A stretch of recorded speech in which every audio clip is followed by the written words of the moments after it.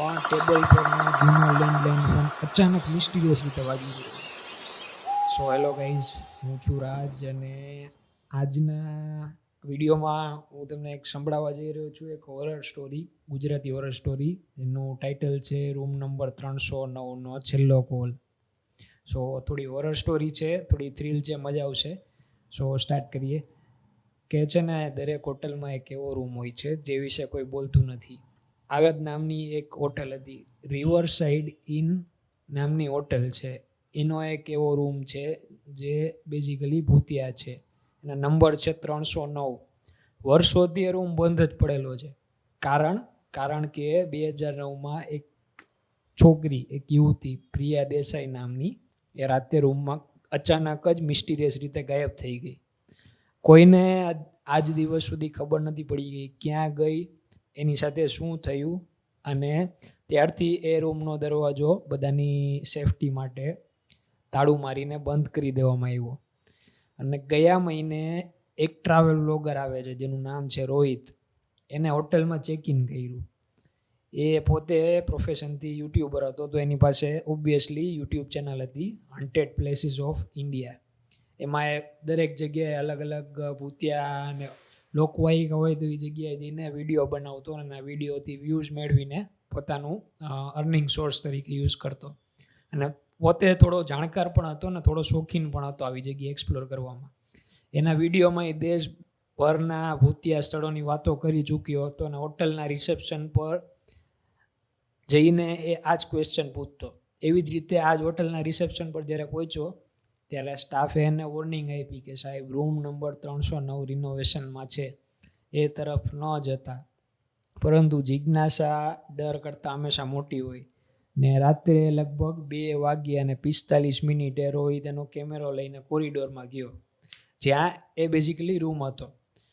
જેવો રોહિત પગ મૂકે છે કોરિડોરમાં, એકદમ થઈ ગઈ શાંતિ.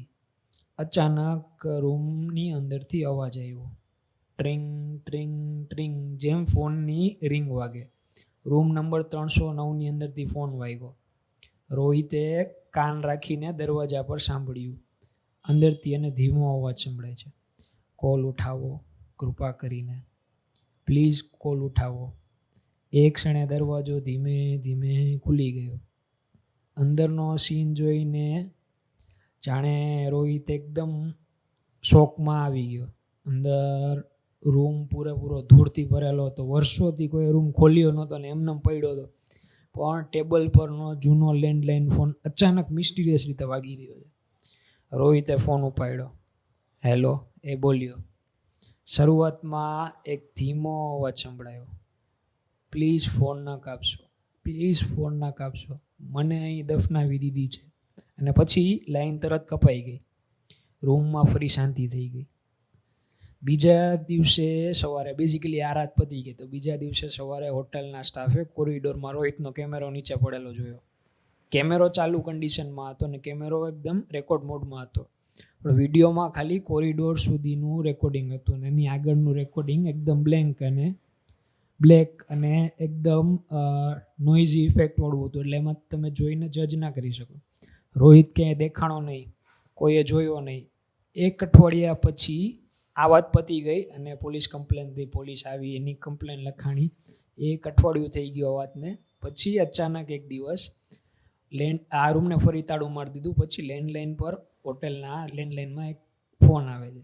સ્ક્રીન ઉપર નંબર દેખાડો અને મિસ્ટીરિયસ રીતે આ નંબર રોહિતનો હતો, જે મેનેજરે નોટ કરેલો હતો. એટલે મેનેજરને નંબર જાણીતો લાગ્યો હતો. એને ચેક કર્યું.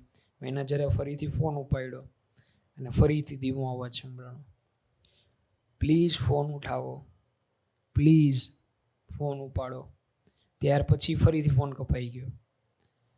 ત્યાર પછીથી લઈને આજ દિવસ સુધી એ છેલ્લી વાર ફોનની અંદર પ્લીઝ ફોન ઉઠાવો, પ્લીઝ ફોન ઉઠાવો એવો અવાજ સંભળાયો અને ફોન ન મૂકતા એવો અવાજ રોહિતનો સંભળાયો. ત્યાર પછી આજ સુધી રોહિત ક્યાં ગયો છે, રોહિત સાથે શું થયું, એની આજ સુધી કોઈને કંઈ જાણકારી થઈ નથી. આ વાતને લગભગ 1.5 વર્ષ વીતી ગયું. જો લોકો એવું કહે છે કે આજે પણ તમે રિવર સાઇડ હોટલમાં ઇનમાં રિવર સાઇડ ઇનમાં રોકાવો તો રાતે તમારા રૂમનો ફોન વાગે તો ફોન ઉપાડવો નહીં. આવી હોટલ પર જવું જ શું કામ જોઈએ, તોય માણસો જાય છે. કારણ કે રૂમ નંબર 3નો એ છેલ્લો કોલ પણ હોઈ શકે અને કદાચ એ પણ તમારી રાહ જોઈ રહ્યું અને તમે પણ ગાયબ થઈ શકો. આવા રોહિત જેવા એક નહીં પણ અનેક લોકો અહીંથી ગાયબ થઈ ગયા છે અને હોટેલ તો પણ ચાલી રહી છે. એટલે ખબર નહીં આ હોટેલ કેમ ચાલે છે અને આવા અઢળક લોકો ગાયબ થઈ ગયેલા છે તો પણ આ હોટલ હજી ચાલી રહી છે. સો આવી જગ્યા પર એક્સપેરિમેન્ટ કરવા ન જવું જોઈએ. અને રોહિત સાથે શું થયું એ જાણવા માટે તમારે નેક્સ્ટ પાર્ટની રાહ જોવી પડશે. સો વિડીયો ગમ્યો હોય, આ ટાઈપનું સ્ટોરી ટેલિંગ ગુજરાતીમાં ફોર્મેટમાં પહેલી વાર મેં ટ્રાય કર્યું છે, તો તમને ગમ્યું હોય તો પ્લીઝ લાઇક કરો, સબસ્ક્રાઈબ કરો અને તમારા ફ્રેન્ડ્સ અને કલીગ ફેમિલી મેમ્બર સાથે શેર કરો. આપણે ફેમિલી ફ્રેન્ડલી કન્ટેન્ટ બનાવીએ છીએ તો તમે બધા સાથે ઓબ્વિયસલી બેસીને જોઈ શકશો. સો વિડીયો ગમ્યો હોય તો લાઇક કરો, શેર કરો, સબસ્ક્રાઈબ કરો અને નેક્સ્ટ પાર્ટની રાહ જુઓ. અને કમેન્ટમાં જણાવો કે વિડીયો કેવો લાગ્યો અને આગળના વિડીયોમાં હું શું ઇમ્પ્રોવાઇઝ કરી શકું. સો બાય ફોર નાઉ.